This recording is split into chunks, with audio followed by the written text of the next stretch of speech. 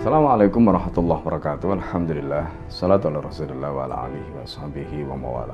Ketika baginda Nabi Muhammad SAW wafat, pada hari itu hari Isnin Rasulullah wafat. Kemudian para sahabat berkumpul di Saqifah Bani Sa'idah. Ada kaum Ansar, ada kaum Muhajirin. Mereka berkumpul di sana untuk membahas siapa yang akan menggantikan Rasulullah SAW. Maka jatuhlah pilihan mereka kepada Abu Bakar As-Siddiq. Berdasarkan hadis Nabi SAW, al-a'immatu fi Quraisyin, kepemimpinan itu di tangan orang-orang Quraisy. Mereka menyadari pengaruh Quraisy ketika itu luar biasa. Maka Abu Bakar yang mewakili suku Quraisy, dan ketika itu wilayah negara Islam yang dipimpin Rasulullah sudah meliputi 7 negara. Seluruh Jazirah Arab di bawah kekuasaan Nabi. Kalau sekarang meliputi Saudi, Uni Emirat Arab, Kuwait, Bahrain, Qatar, Oman, termasuk diantaranya adalah Yaman. 7 negara, semua berada di dalam wilayah kekuasaan Rasulullah. Tetapi bagaimana proses suksesi dari Nabi Abu Bakar begitu mudah. Hari Senin mereka musyawarah. Hari Senin Abu Bakar As-Siddiq kemudian dibaiat, yang kemudian disebut dengan baiat ikut baiat, untuk mengangkat, menjadikan Abu Bakar menjadi seorang khalifah menggantikan Rasulullah di Saqifah Bani Sa'idah.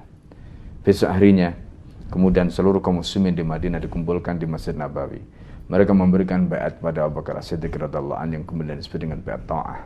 Baiat untuk memberikan ketaatan kepada seorang khalifah menggantikan Rasulullah SAW.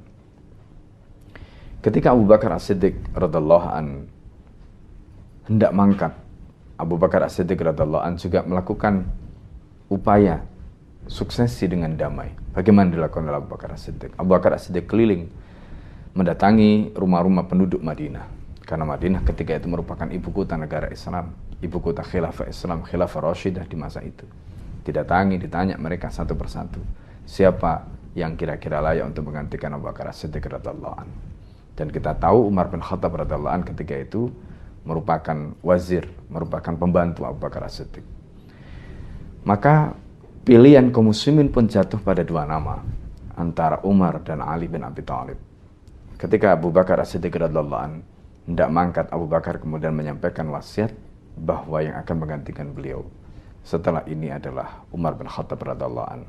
Begitu Abu Bakar wafat, Umar bin Khattab kemudian dibaiat, dan jadilah beliau menjadi khalifah yang kedua menggantikan Abu Bakar As-Siddiq radhiyallahu anhu.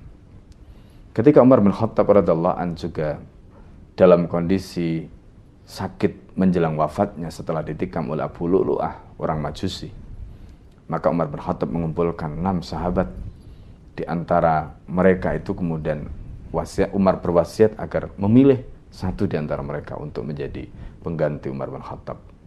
Kata Umar bin Khattab, "Laulam astakhlif fa inna Rasulullah lam yastakhlif." Kalau aku tidak menunjuk putra mahkota, maka itu karena Nabi tidak menunjuk.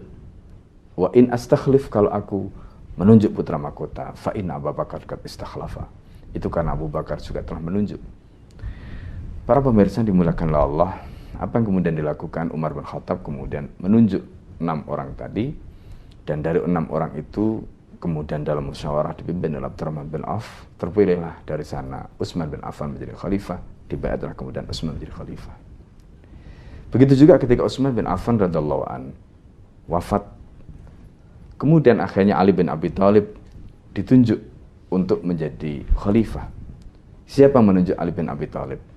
Waktu itu yang menunjuk adalah Ahlu Thawrah. Mereka berkumpul mendatangi Ali, tapi Sayyidina Ali tidak mau. Sayyidina Ali mengatakan, kalau Anda ingin maka lakukanlah di masjid secara terbuka.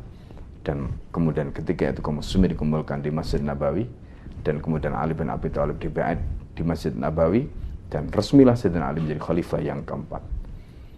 Para pemirsa yang dimuliakan Allah, begitu mudahnya proses suksesi kepemimpinan dalam Islam, tidak bertele-tele, dan semuanya itu dilakukan karena dasar keimanan, ketakwaan.